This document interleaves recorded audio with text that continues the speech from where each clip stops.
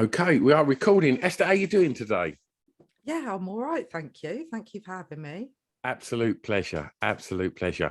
Well, it was great when you popped up on Zoom that you had your own little setup. So you mentioned that was to kind of keep you busy, I imagine, through the first sort of year of lockdown. So just before we sort of get into the playlist, like talk me through a little bit about how that, the first sort of year to, I suppose, sort of 14, 15 months was for a stand-up. How was that for you? I actually really liked it in Okay. terms of work. I hated homeschooling. I hated all of that. That was shit. But in terms of work, it was so nice to just do your gig and then shut your laptop and you're in your house. I mean, that's brilliant. And you didn't have to do that thing of like traveling up and down the country or traveling somewhere where you die on your ass and then you got to watch everyone else smash it and then you all got to get on the train home together and you're just like, nah.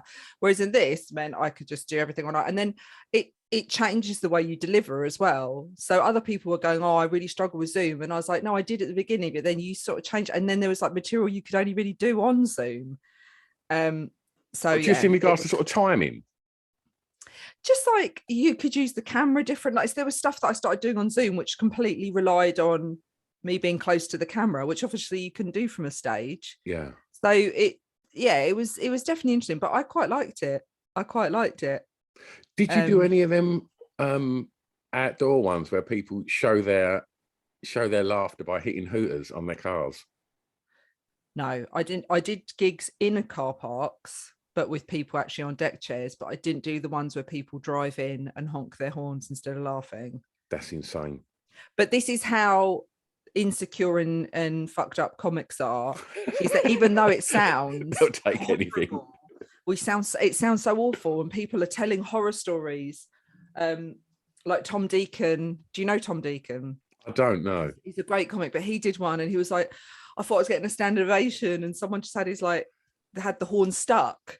So he's just trying to take it was like, so it's awful, but we're all like, why aren't I getting offered those? Oh, everyone else is getting offered them and I'm not getting offered them. And it that just shows just how insecure we are, where people are like, do you really want to stand in a car Yeah. park? It's like, well, no, I don't, but I want to be wanted.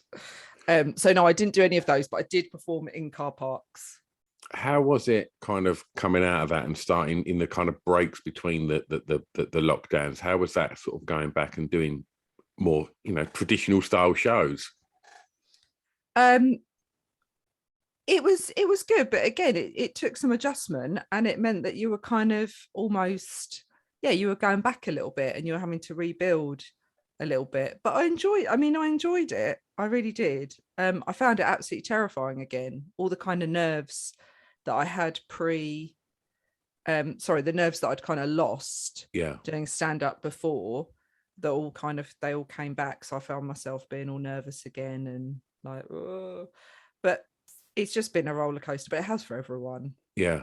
Yeah. So I take it at the moment, I run a nightclub, so I'm kind of in the same boat. Like Right. when your stuff stopped, my stuff stopped, and I'm just literally day to day just thinking, please keep my club open. But Where's your club?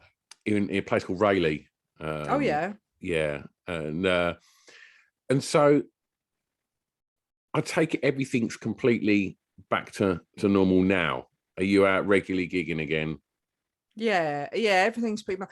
I mean, I think people are still nervous, aren't they? Definitely. I mean, I say nervous, but I think people less so of the virus, but also if they catch the virus and if they've got plans, and it kind of scuppers the plans. So they don't really want to go to crowded places. But I had things cancelled in December leading up to Christmas, but Yeah, so far it's just kind of returned to work as normal, really. that's good. That's good. Yeah. Have you kept anything from the kind of sort of lockdown setup of doing what we're doing now? Are you going to retain some of that and add that to what you do? Yeah, definitely. Definitely. There's stuff that's definitely worked its way in there. I mean, loads of stuff about, kind of like couples getting sick of each other and stuff. I mean, I didn't really talk about that before, but we're all getting on each other's nerves. So then, you can then kind of like take that and just restructure it, so it's not just about being locked in a house because of a pandemic, but you know, just life with a partner. But, Of course. yeah, so yeah, no, I've definitely taken that into my set now. Yeah. And was the podcast born out of lockdown? Yes. Yeah. So myself and Lily Phillips, we do a podcast called Ghastly Women, where we just slag off women that do horrible things. It's very I mean, well, let's talk about that. I mean, give us a little example of the kind of what you mean by women who do horrible things. So like, I don't know, it's always like this kind of, whenever we talk about crime, whatever, it's always got a real kind of like male kind of dominance, and we're so used to hearing about your kind of like the male criminals and male personas who are quite kind of horrible. So we started a podcast where we just talk about women that would do really horrible things, and it can be anything. It could be somebody who's murdered, or it could be someone who's like an internet troll. But it's just talking about the kind of more evil side of women rather than the more gentler side. And it's just us banging on, basically. It's just us having a laugh. But that started because we started in lockdown just doing like these online games and stuff, and we got a little bit of a following with that, so then we turned it into a podcast that we do now. Excellent. Well, look, let's talk music. And Okay. to start your playlist, can you please tell me the song that you regard as having the greatest ever intro? Oh, AC/DC, Thunderstruck. Nice. It's such a good intro. Is that something that I'm always interested to know with comedians? Like, do you ever pick? I mean, I know it's not necessarily the case on all gigs. Some of the smaller gigs, maybe not, but on some of the bigger gigs, you get to choose your kind of walkout tune. Is that right? Yeah. Do you go for Thunderstruck? No, I don't. I mean, why also, not? That's massive. It is, but also sometimes you're not allowed, like because of royalties and stuff. Sometimes you're not allowed the tracks that you want. So I think I've only chosen a couple of times, and most of the time I just say I don't mind. I'm not fussed. But Thunderstruck, that would be a very cool tune. Yeah. But also, it's not like funny, is it? No. I mean, if I was about to come out and do an amazing dance or something, probably. Yeah, but it doesn't incredible. it doesn't really kind of like, I'm not one of those, I'm not somebody who's going to come out and say something really profound. Yeah. Like, you know, you've got like the kind of comics that are going to come out and say this is really profound. I'm literally just going to come out and slag off my home life to lots of women who will sit there and nod along going, no, I understand that. Yeah, I get that. So maybe Thunderstruck might be a little bit too like, it's a little bit like something's going to happen, something incredible. So you don't want really something bombastic, isn't it? And you know that, and then I walk out and go, my kids do my head in, and everyone's like, I was expecting something a bit bigger than that. Yeah, I was expecting her to say something really profound. My husband's a dickhead, and everyone's like, so's mine. Where's the profanity? So yeah, no, maybe not. I do think also, because in that film, what's it in? With Mark Wahlberg, Stepdad. Yeah. And whenever he walks in anywhere, it's always like slow-mo and the intro from Thunderstruck, and it just makes him look really epic. So you got to be quite cool. He chose that. I guarantee he chose that. Definitely. Like, I only do this film if I can walk slow-mo to Thunderstruck. 100%. That's on his headphones at his fucking 3 a.m. workouts. I guarantee it. It's a good song to run to. It is. How did AC/DC find its way into your world? Do you know, I think I went to see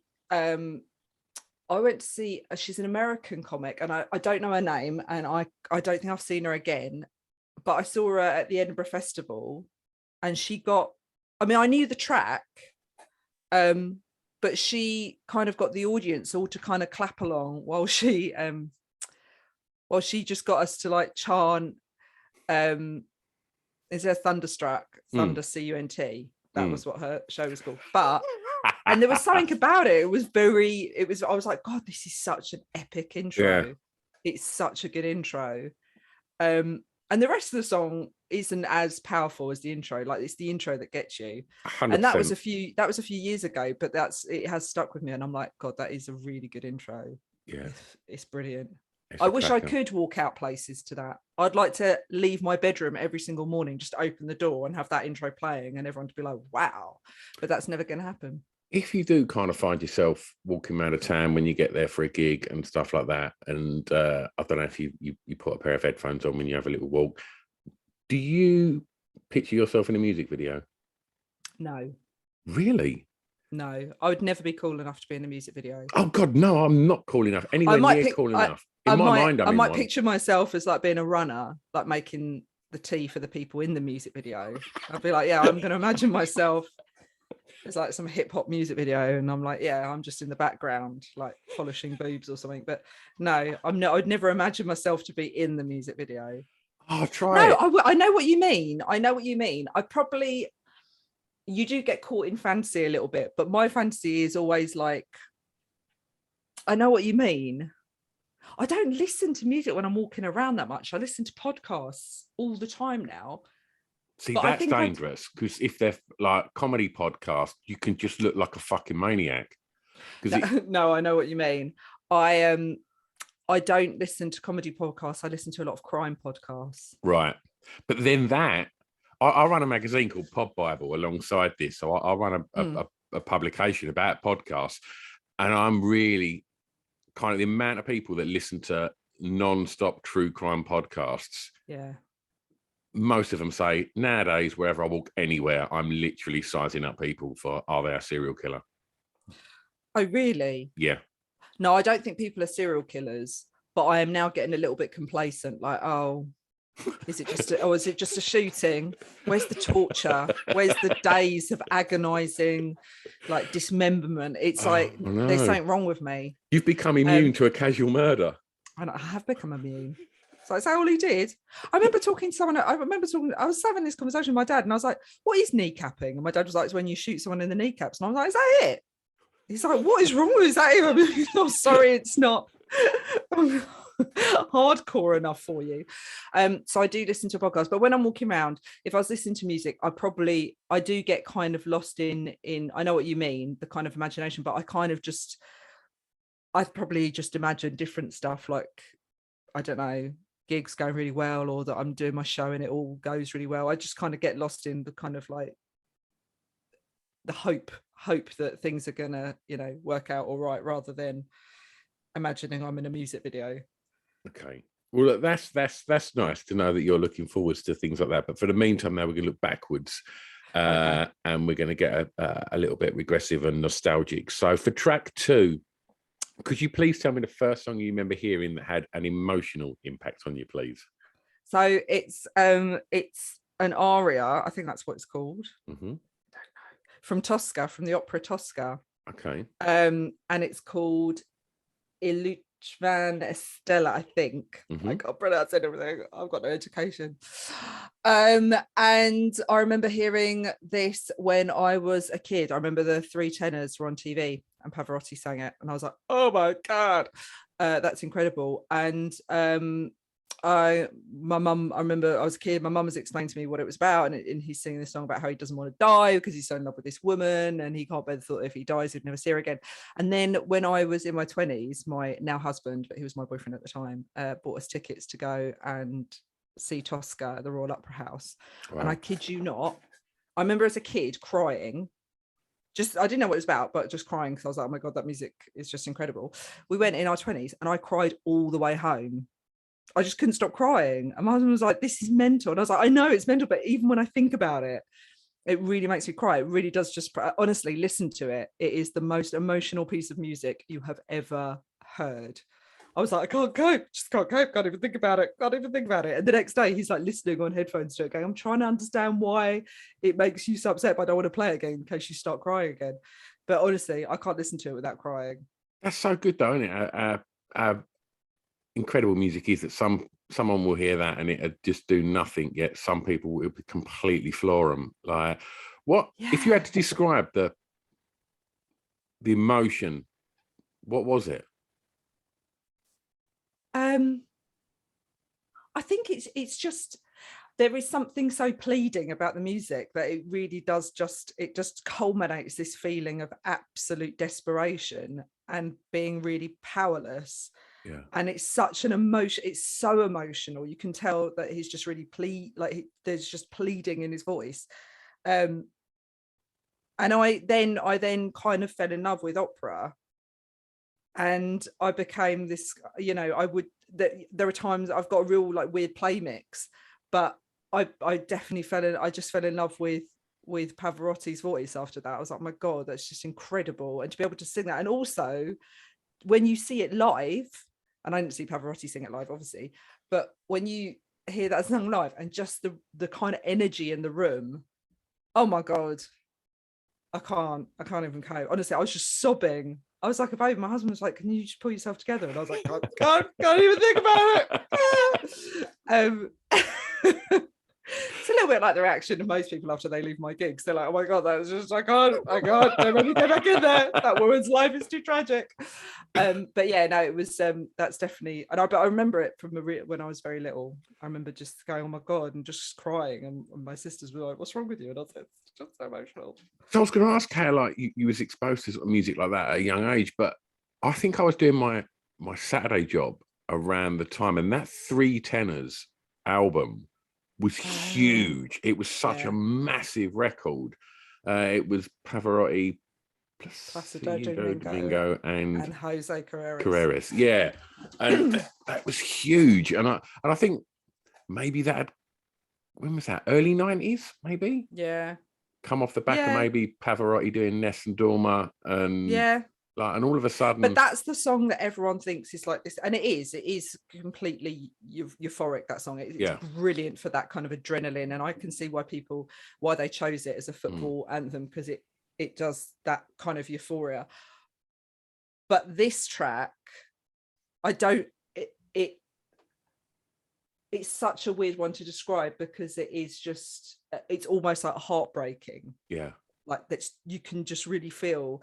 I mean, Puccini is just this incredible composer. And I just think, I don't know how a human being has that talent. That's insane. That's absolutely insane that you can create that emotion through music. It's just mental. Really well reviewed and articulated. Let's bang on though. There's a video of these two lads on YouTube. Someone sent it to me, and it was like their first time ever listening to Ness and Dorma, and they're like two like proper lads. They sat there with baseball caps, and they just can't express. They're just like, no, it's really banging, but that's like amazing. And you're like, yeah, that's incredible. That it just doesn't matter who you are, you're going to get that reaction.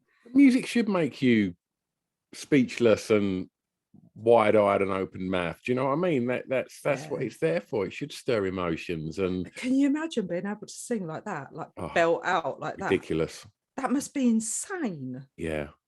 And like seeing people just like all giving you a stand. Oh my God, I wouldn't be able to cope.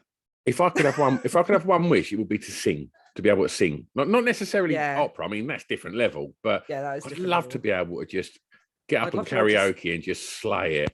Just go rock the mic dance. off. I really wish I could dance or sing. I wish I had a talent. Yeah, same. That's what I've ended up podcasting. Well, where was you sort of first hearing music and stuff like that? Where did you grow up? I grew up in Essex. Okay. I grew up in Saffron Walden, and I grew up in a household which was very mixed musically. Okay. So my mum liked the Three Tenors. Mm-hmm. So I remember hearing it. I remember hearing my mum, she had a record of it and she would play it. So that I remember kind of, she would play a lot of classical music in the house. And that's probably where I first heard it. Siblings? Yeah, I've got two siblings, two older? Sisters, both older. Probably not my elder sister, very talented musician, so she went and studied at Royal College of Music. Wow. Yeah. And my middle sister, she sings, she's a jazz singer, but she wasn't as into the classical music. So was you getting kind of passed down, like, or hearing sort of music coming out of their bedrooms and stuff like that? What other stuff was you sort of getting exposed to Yeah, when you was growing up? It was hugely mixed.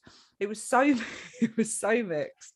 It's insane. And then you kind of create this playlist and it's so random. My other half always says that. It's like you've got the most random, it just leaps from like genre to genre. And you know when people are like have one taste in music. Yeah. I don't. I just, if it sounds good. So we had loads of music in the household. It was a really musical household actually. And so, you know, my parents being of that generation, we'd have a lot of, you know, Bob Dylan and the Beatles and the Who and all the rest of it. And then, you know, a lot of classical music, and then a lot of jazz music as well, a lot of easy listening. So when I was growing up, I was really absolutely love the Rat Pack. I still do. Yeah. I'm contemplating getting a Rat Pack tattoo. Really? What are you thinking? Yeah. I want the three heads: Sammy Davis, Frank Sinatra, and Dean Martin. The three heads from the Sand Hotels. Nice. I kind of want that. Yeah. So so I really like easy listening. So like Ella Fitzgerald and Billie Holiday, and All the good stuff. all the good stuff. Let's stay in the formative years for track 3 and tell me the Okay. song that reminds you of your time at school, please. Ocean Colour Scene, David Caught the Train.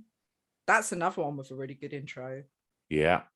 That's got a really good intro. Mm-hmm. That reminds me of summer holidays. It's a very summery sounding song. That's pure.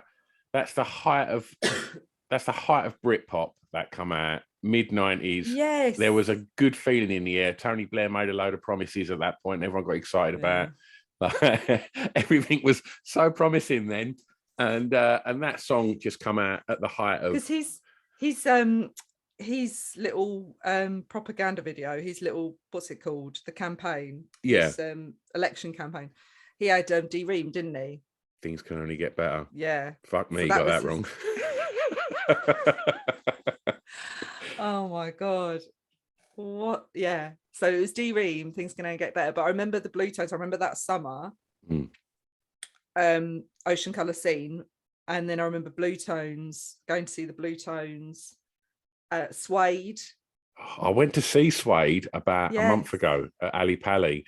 No. I'll tell you what, they were fucking incredible. Like, so good. Like, I saw him in 92 when there was all this like furore about this new kind of band in town, and Brett was this super sort of androgynous, like kind of hybrid of Bowie and Brett Anderson. Yeah. Oh my god, his voice was the best I've ever heard it, and he took the roof off. They played the album from the mid-90s, the Coming Up album, in its entirety. So oh my god, Come On with Trash Beautiful and Ones. Beautiful Ones, God, Film Star. Yeah, it was I loved them. Yeah, I think I saw them at the Junction in Cambridge. Yeah, fantastic. I saw the Blue Tones at the Corn Exchange in I remember seeing the Blue Tones and the Prodigy as well there at the Corn Exchange in Cambridge. How was that? That was incredible. But I was a kid then. I must have been about 13. Yeah, that was my first ever concert. The Prodigy was your first gig. I mean, most people's first gigs are pretty shit. I mean, that's different level. That was incredible. I remember I was about 13 and my mate's dad took us, and it was just insane. It was so good because the set as well, they had this like incredible set design. So the way that their videos are all really visceral and you're kind of like, they use a lot of like camera movement, almost like a kind of like, I don't know, it's very kind of underground, isn't it? But they created 100%. They created that on the set, so you were made to feel like you were kind of like moving through all their music videos and through the kind of foundation of each song. It was it was incredible. It was absolutely incredible. And then who was it? Leroy, the big guy. Leroy, and he was because he was the dancer. So it was incredible. So when was that? Was that like Fat of the Land, or was that before that? Was that Jilted Generation? It was Fat of the Land. So they played some Jilted Generation and then some tracks from Fat of the Land. Oh man, like to this day, Prodigy V97, like their homecoming gig. You can't get Like there was just no one to compare to that. No, it was off the scale. Although, so my dad's Lebanese, and they went to play in Beirut, and we were like, oh my God, the Prodigy are amazing. We're going to have a great time.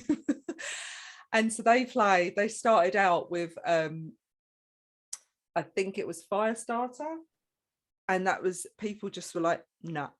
And they were going, oh no, like, they were kind of freaking out, and people were just getting up. And then they were like, people were just feeding back going, we've literally, like, the bombing has only stopped here. We can't sit through more sound that just sounds like bombs going off. And they were just like, okay. They're just really politely, they were like, we respect you. Okay, goodbye. Wow. It's not like the Prodigy are going to do an acoustic set, is it? No. And I was like, what do people think? But I think a lot of people were just like, oh, this is a brilliant band and blah blah. And they were just like, no, we've had enough. No, we've had enough bombing. We're not, like, we can't cope with that. I mean, I get it.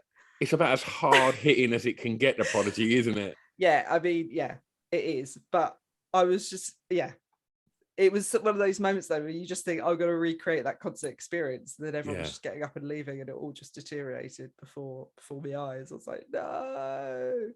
But there we go. Tell me about school. Did you enjoy it? No. What didn't you like about school? School was horrible. Well, shit. Normal comprehensive in Essex? Yeah.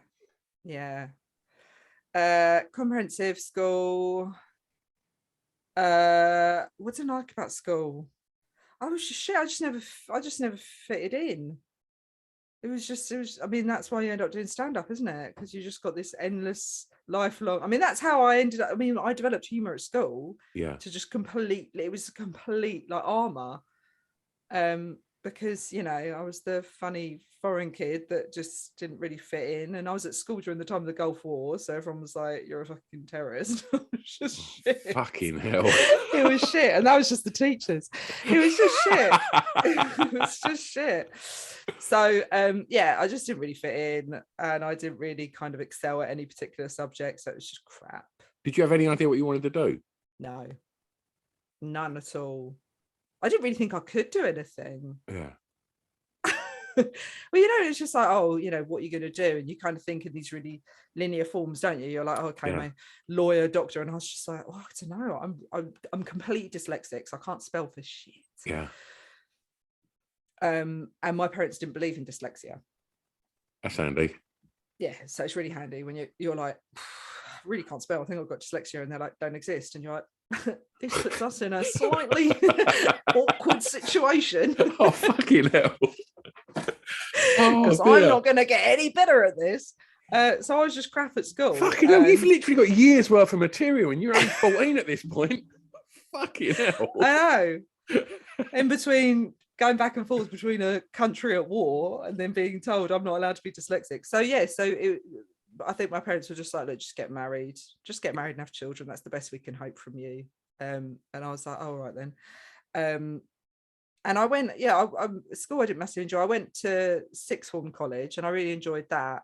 Why did you enjoy that? Did you find your tribe when you got to college? Yeah. Well, I mean, I had a tribe at school, but like, school's really insular as well. And it's so easy. Like, you know, those people that kind of stay in the school environment, like you'll go back to your hometown and you've got the people that still hang out in the groups that they did at school, and you just go, wow, you've never grown out of that. Yeah. Whereas then it's so nice to just go somewhere and you're like, it's all level playing field. You haven't got this weird little hierarchy.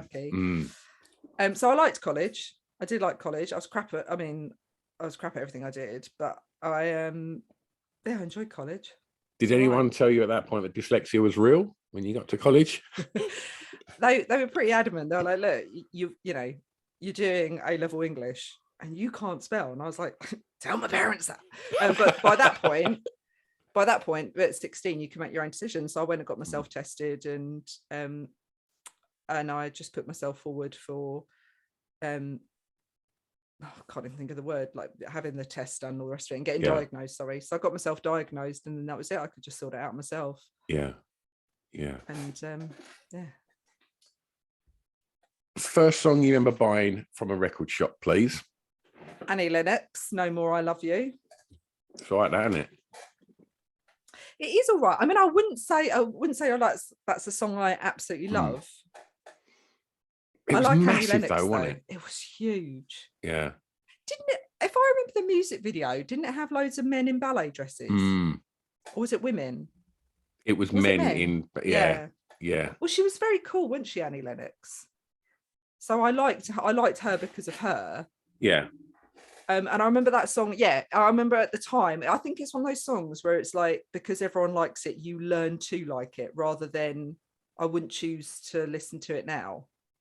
I totally agree. I reckon if I would have heard that twice, I would have just thought, so I never would have listened to it again. But because it just got rammed down your throat on every possible music station and stuff like that. What was the track that was like number one for about 20 years? Oh, from Robin Hood. Do you remember that? Bryan Adams, Everything I Do for You. Everything I Do. No, there was another one. Oh, I feel it in my fingers. Oh, Wet, Wet, Wet. Yeah. Love is that was Notting Hill. Yeah. And wasn't that like number one for about 7 years or something? Yeah, fucking forever and a day. And that, I mean, if you think about it, that song is it's just, there's nothing to it really. Yeah. It's like someone's like, but it is. It's like someone's been made to write a tune for GCSE music. And it's like, what are we talking about? No More I Love Yous? Yeah. No. Love is all around. Yeah, that's an old song. That's a cover. That's by the Trogs that done Wild Thing. Like it's an old 60s I like the song. Trogs. Yeah. I didn't know that. Yeah. It was wow. It was one of them. But it don't matter, it's shit. Like I totally agree. I know, but I like Wild Thing. Yeah, that's a tune. Yeah, that's a good song. I hated Marty Pellow from Wet, Wet, Wet. Don't really know much about. I mean, did he do any is he around now? What's he doing? Marty Pellow? Still like I think one of the people from Liberty X is now the front man in Wet, Wet, Wet. Shut up. Yeah. I think Kevin, what's his name? Like the sort of one that looked a bit like an accountant in Liberty X. He's the one that now. The one that looked like he was just there to do the numbers. He wasn't. He wasn't bringing the sex in. Yeah. Yeah. Which one was Liberty X? Where it was like just a little bit. Yeah. Just a little. They were like X Factor runner-ups, I think. Yeah, and they had Michelle. Is it Keaton in? No. Yeah, that's it. Yeah. Keaton. She's mates with Katie Price. That one. Yeah. Yeah. Okay. All right. We've gone off on one, haven't we? Marty Pellow. Yeah. He was just too clean cut, and he had long swishy hair. He was obviously like proper housewife's favourite. The mums loved a bit of Marty Pellow. I can imagine. Yeah. It was like who's it that sings Lady in Red? Krista Berg. Yeah. Yeah. So where do you know Saffron Walden? Yeah, sort of. Yeah, not massively well. So if you go to Saffron Walden, you've got this like big manor house called Audley Manor House, right? And we used to have to run around it for school for PE. That's not an interesting story, but it does just bring back memories of me literally just unable to breathe around the back of people like sloping off to go and have a fag because we'd have to do cross country around it. But they have this like big outdoor space and they hire it out for concerts. And I remember Krista Berg going, and just all you can hear is like housewives, because it would just be all the women. They're all got their like little bottles of white wine going down there having a picnic, and he's singing Lady in Red, and they're all like and that is my whole thing of Krista Berg is I just have an image of him like on stage and just loads of middle-aged housewives, a little bit like in Only Fools and Horses, you know, and that guy who can't pronounce his R's. Yeah, please release me. The Queen glass of home. He's just got a sausage stuck down his pants. It's so good. That seems genius. He's slowly taking his whole persona apart. The wig comes off, the fake and tan he's got that comes tan off. line. Yeah, he takes his shirt off and he's just got a triangle of fake tan. What is it? Tony. Oh, what is his character called? Tony Le something. Oh, yeah, wonderful. Yeah. Wonderful. Brilliant. Yeah, I remember like Christopher, for me, it just smacks of like being at like family weddings and like the DJ would go in for the erection section, like the three slowies at the end of the night, and and when that come on, my mum would be like, "Come on, Steve," and the old man would begrudgingly have to get up and have like a sort of slow dance, like their song, you know. It's like, oh God, Christopher. Oh, That's nice that they had a song. My parents would never dance together in a million fucking years. Really? No. Oh my God, no way. Not even No if Christopher way. Burr was. No. No. No, they're divorced now, thank God. But it only took them 35 years. But yeah, they got there in the end. Oh dear. Right, let's fast forward. You're at college, life's better. The song that soundtrack. I've made my life sound so bleak. Yes.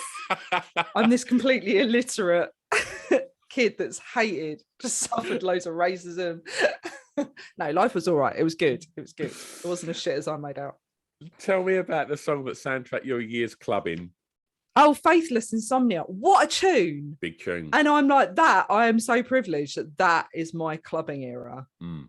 It was, I remember going to Newmarket because basically I went to college in Cambridge. So, and a lot of my friends would all come from that area. So it's all like where Essex and Suffolk meet. Yeah. And we'd go out of Newmarket to the White House and you get Pete Tong DJing on a Saturday night. And when Faithless came on, fucking epic. Yeah. Strip club now. Is it? Yeah. Well, I think the guy got arrested. So they tried to turn it into a comedy club and I had to go back there and do a gig there. And honestly, I wanted to shoot myself in the face. I was like, this is hell on earth. They tried to keep it so it's like comedy downstairs, but still. Did you start your routine with that line? I just walked out and was like, I'd rather cheese grate my tits than be here. I'll be honest with you. But I walked out on stage and just upstairs, they've tried to keep it as a nightclub. So it was just like vibrating upstairs and you're just vibrating along the stage and these people are trying to listen to you. God. Yeah. And a lot of stacks. So yeah, but it used to be a strip club. But before that, it was a nightclub. And Pete Tong used to DJ there on a Saturday night. I mean, the payoff with Insomnia, when it drops, it still delivers now. Yeah. It's fucking epic. It is epic. That probably releases the same kind of endorphins that like the soundtrack from Tosca would produce. It's just that it's brilliant. And when you're in the club environment, oh my God, and everyone's waiting for it to drop. I don't think there's any other tune like that. I think Clubbing it's tune. What's weird about that being like arguably one of the greatest club anthems ever is the fact it starts slow. Like it, yeah, and everyone just waits. Yeah. But the actual original, the full track, isn't it about 20 minutes or something? It's insane. It just goes on because he does Tearing Off Tights with My Teeth. He does that whole rap. Yeah. And it's God, I remember getting that album for like my 15th birthday or something. But when you get that, yeah, it was can't epic. get no sleep when it goes. It's absolutely yeah, banging. It is such a good tune. So you enjoy clubbing? No. Fucking hell. I'm one of those. I'm always the one holding the coats. It was shit. Everyone else would be like, getting felt up on the dance floor, and I was just stood at the side waiting to go home. I was terrible. I'm a pub goer, and I always was. I hate it. You go to the pub, you're all having a nice time, you sat around. This is like when I was a student, and then everyone's like, all right, we're going to go on to the club, and you're like, oh, and it'd be queuing. Yeah. In the cold, Ministry of Sound, and all of that. Oh God, I hated it. I'm with you, mate. Absolutely hated it. I hate a club. I like a house party. Yeah. So get some tunes on, get drinking, or get up. Yeah, but you can still go and have a natter in the kitchen. You can't do that in a club. I've been a club promoter for 30 years. I hate it. I hate clubs. They're rubbish. They are. And they're always cold. They're always. My club's the coldest club in the world in the winter and the hottest fucking sweatbox in the summer. Like, do you know what? Did you ever go to Bagley's in King's Cross? I did. I got to DJ at Bagley's. That was one of the things I was so excited about. Yeah, I got to play like. It was, do you know what? I've got a really weird story about Bagley's, which I've never sort of said on here before. That was the first club. I was downstairs in like this little room playing sort of soul and sort of, I think at the time it was like acid jazz was happening. It was like kind of early 90s. The worst type. Who on this planet is like acid jazz? That's a good move. Yeah. Like, what do you get from that? Nothing. I shouldn't be horrible. People like it. They did. Isn't it like Northern Soul? I never understood Northern Soul. Oh, so I like that. But Do as the you? jazz, yeah. I like it's just like Motown, isn't it? It's like It is, yeah. I do like a bit of It's because I used to work Northern Soul Nights. I used to work at the Rocket on the Holloway Road. Oh, did you? Yeah, and I used to have to work the Northern Soul Nights, and no one drank. They're all just they've of got the course. talcum powder on the floor. They're all Can't be whizzing pissing doing around. that. Yeah, and no one drank. And it was the same with the reggae nights because they're all just smoking weed. No one's really drinking. Yeah. So you just got to work these like 7-hour shifts that go Yeah. on, and no one's drinking. So you're just stood behind the bar just watching lots of people from up north who've all come down on a coach. We've got 2 tracks to go, so I'm hoping we'll find something that you've enjoyed duration of your life. Acid jazz in the fucking bin. Northern soul, fuck that off. Reggae can do one. I like reggae. No, at least reggae. Oh God, what's his name? He had the biggest speakers in London. He used to come and do a reggae night. Don and Letts. these speakers, I can't remember his name. And he had these huge speakers, and they just like the trucks would bring these weren't speakers. Jar Shaka, was it? Yes, yes, Jar Shaka. Yeah, and sound literally system. you just spent 7 hours with this like just going through you, and you'd go home like, oh God, I think I'm having a heart attack. Just inhaling 1,000 people's worth of weed. So you're just like, I'm absolutely off my tits. I'm vibrating. It was exactly that. Anyone that thinks that's some kind of exaggerated sort of kind of ideal of what isn't. That's exactly what. How big are those speakers? The speakers ridiculous. are like it's like the side of a house. Yeah, you it's just insane. walked And in the bass would just be like straight through your chest, and everything else was just a cloud of weed. It's true. And they'd just come up every now and then and go, can I have a glass of water? And I'd just be there like red-eyed going, I don't know if I'm hallucinating. I don't know if this is real.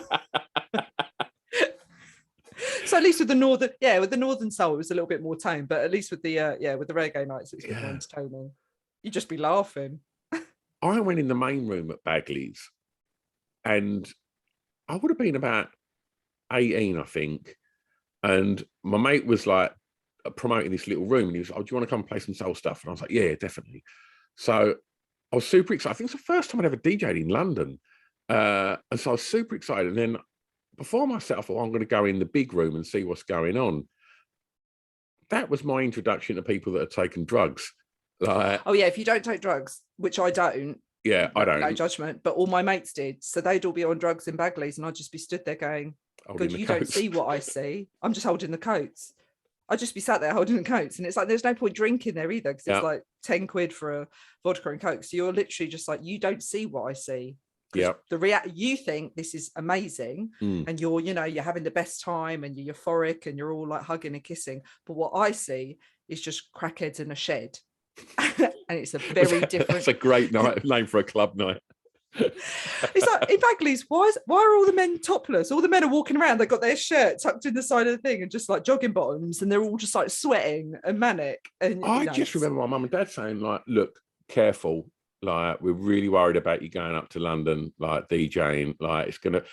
And I walked in this room and I come out and I remember saying to my mate JB, I went, I've just been hugged by like loads of people. Everyone's like really lovely in there. And he was like, they're off their fucking heads. And I was like, oh, right. Yeah, I just thought they're it's really nice atmosphere in here. They turned it into a roller disco for a little while before they shut it down. See, I could never roller skate. Like I missed it by about 2 years when everyone was getting the robes and the Bauer skates with the hockey socks and whizzing around like car parks. You playing, could go roller disco down Bury St Edmunds. Yeah, could never do it. Yeah. Could never roller skate. Can't ice skate.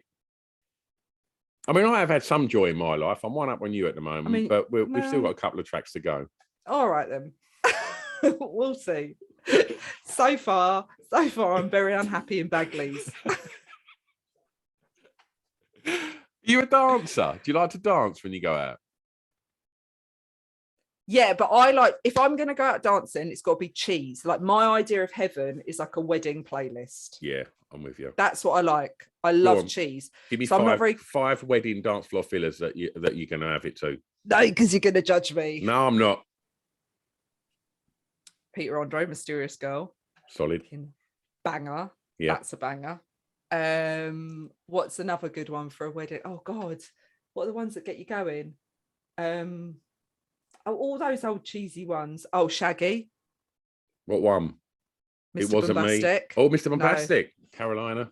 Oh, Carolina, that's a Yeah. good one. That's another good one. I promise I'm not judging you. It's all the old cheese. That's what gets you on the dance floor. Oh, I'm Bit of down with Justin it. Timberlake. Yeah. Britney Spears. Yeah. They're tunes. All of them. They are tunes. But see, I couldn't do that. Yeah, so I can't do like anything. Like you can put me in a room and it's like, oh, we're just going to play acid jazz. I don't think that happens in Bagleys. anymore. We're going to put you in a room in Bagleys and you're going to listen to acid jazz and there'll be no heating and everyone will be on drugs and all the men will be topless and all of them are going to want to have a really intense conversation with you about colours. I took it up then. I got you on a positive and we go straight back down again. Welcome to my world, Stu. This is my stand-up. People are just like, what a miserable cow. Okay, right, let's take I've got a on. lifetime of bitterness to get off my chest. Right, yes. A favourite song from an artist from your home county, please. Right, so you said county. I did. And I read this as country. Well, you're one of the 347 episodes, you're the 330th person that's said country as well. So don't worry. Right. So county, I don't know any real like Essex, but apart You've from said about Prodigy. Yeah, they're Essex based. Yeah. So I would say, so if it's Essex, Prodigy, hands down, amazing. Okay. Give me a song. Give me a song. What Prodigy? Yeah. What one are you going for? Outer Space. Solid choice. It's a good one, isn't it? Yeah, it's the best one. That and Poison. I like Poison. I like Poison. Their Law. Oh, that's a good one. I went on a little march when they. I'm not that political, but I've been in lockdown. I was getting bored, and the government was trying to ban people from protesting. Oh right, yeah. And so there was a march in Hyde Park, and I was like, I'm going to go and get involved, and I didn't know what was going to happen. So I told my parents that I was going up there, and they said, "You're going to get involved?" I said, "Yeah, I'm going to throw a fire extinguisher through a Greg's window." And she was like, "What?" I was like, "Not really. Just want to go and have a little look about and have a walk around London." But I kind of walked with the sound system, and as it was en route to Parliament, to Downing Street, sorry, it went past Buckingham Palace, and when it got there, someone fucking dropped Their Law.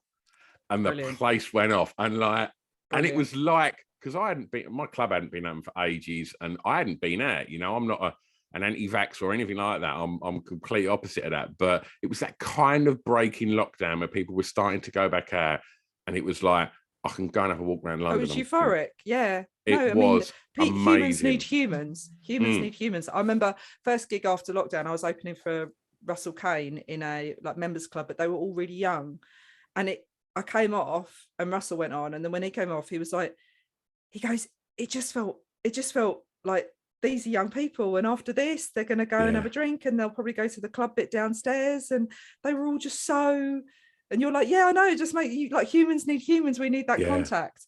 I know what you mean. I remember going on the Iraq war, the demonstration against the Iraq war. And the big one? Yeah, the big one. Yeah, Kylie Minogue was on it. God, the amount of celebrities we spotted. I think that's still the biggest march, isn't it, in the history of UK? Yeah. They did 20 marches across 20 countries. And when they play music, there are certain tunes and stuff that they'll play. But I remember that we walked past the theatre where Les Miserables on, and all the actors were hanging out the windows, like cheering people on and stuff, and especially when they're playing music on that type of thing, it creates really powerful. It is. It's very, very emotive, which leads me on to that next song.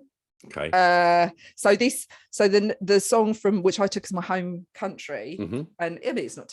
England's my home country, but Lebanon's my home from home. So it's an artist called Nancy Agram, and it's a song called Ahwinus, and it's just a really fun pop song. I mean, that is, the floor filler. If you're going to play at a wedding or you're going to play at a party, that's the one that's going to get everyone up belly dancing. It's going to get us doing it. It's a banger.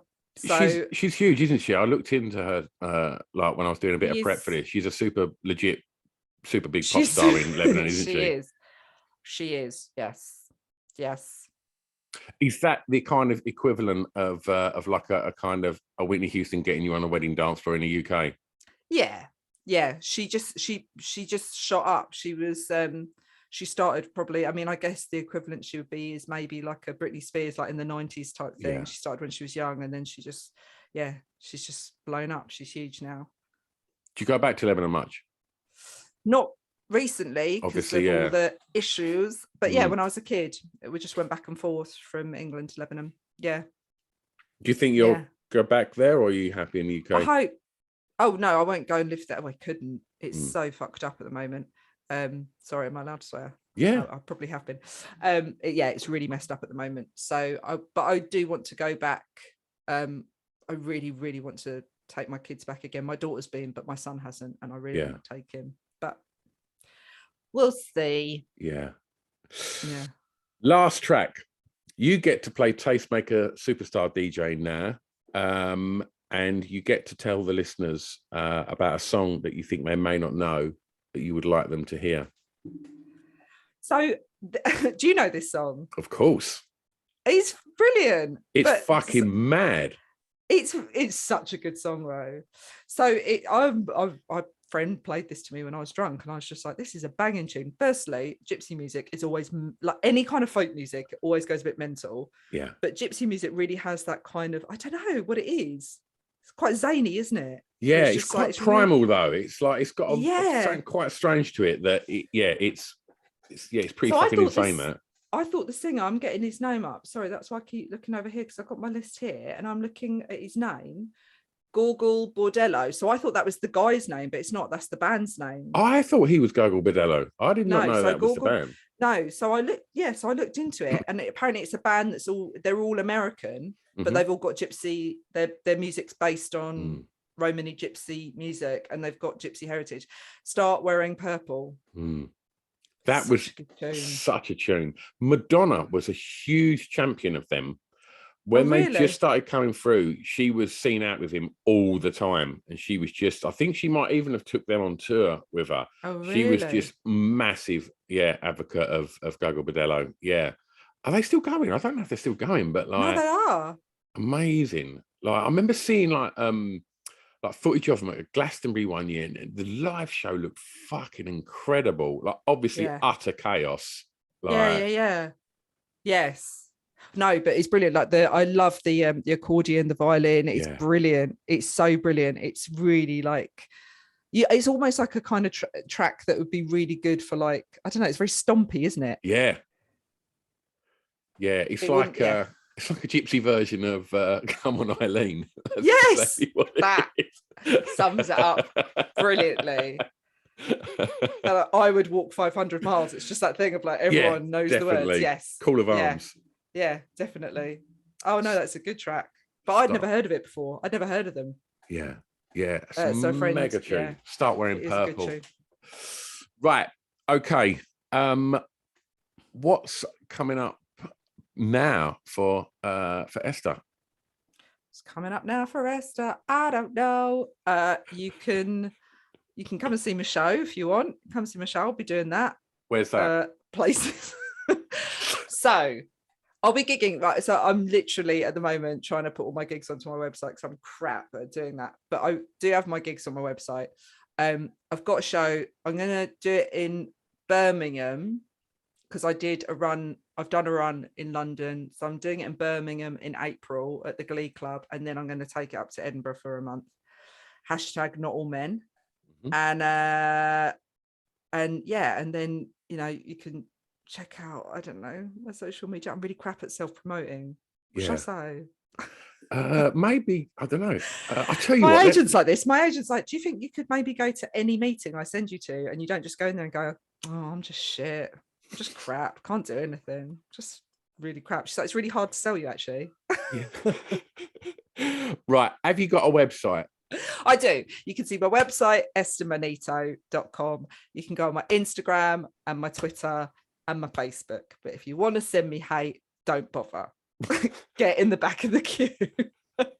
Oh, we so nearly ended on a positive there. It will never happen. It will never. It's not in me. It's not in me. But if you want to listen to an angry woman have a rant, and you feel like you are too fed up with your world around you, and you want to feel some affiliation to an angry woman ranting, then come along. Wonderful. Sometimes I do get men that are dragged to my show by their missus, and you can tell they don't want to be there. And by the end of it, they're like, I did enjoy it. So it's not always as terrifying as it seems. Wonderful. Well, if it's all right with you, I'll tag you in this when we put it out on the social, so people that might not be following you can go and follow you and find out where they can come and watch you. Perfect. Yeah. Wonderful. Yes. Esther, it's been... I won't bother coming. Don't bother. Don't bother. I mean, I probably won't. Shit. Like, Still yeah. Shit. Don't go to his club either. It sounds freezing. Oh, it's freezing. In the summer, don't. Honestly, mate. Sweat out. Stinks. Esther, it's been so much Thank you so fun. much for having me. Where can people check out your podcast as well? Oh, that's on iTunes. Ghastly Women. Okay. Ghastly women. Just slagging Wonderful. off women. Just moaning, nagging women. God, aren't we a nightmare? Honestly, who wanted equality? Just want to stay at home, be a housewife, go and work. I don't agree with any of that. Thanks, Esther. All right. Oh, brilliant. Let me just press stop on here, mate.